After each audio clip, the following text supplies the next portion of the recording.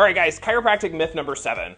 If you have been adjusted, it could reactivate some LSD that might still be in your body. Well, good news for you. I have never read any scientific studies that say adjustments can reactivate an old trip from some LSD usage, because let's be honest, there were so many deadheads in the 70s that still get adjusted today, and they are doing just fine. So either congratulations, you're safe, or I'm sorry, you'll have to get your next trip somewhere else. It won't be on my table. Bye now.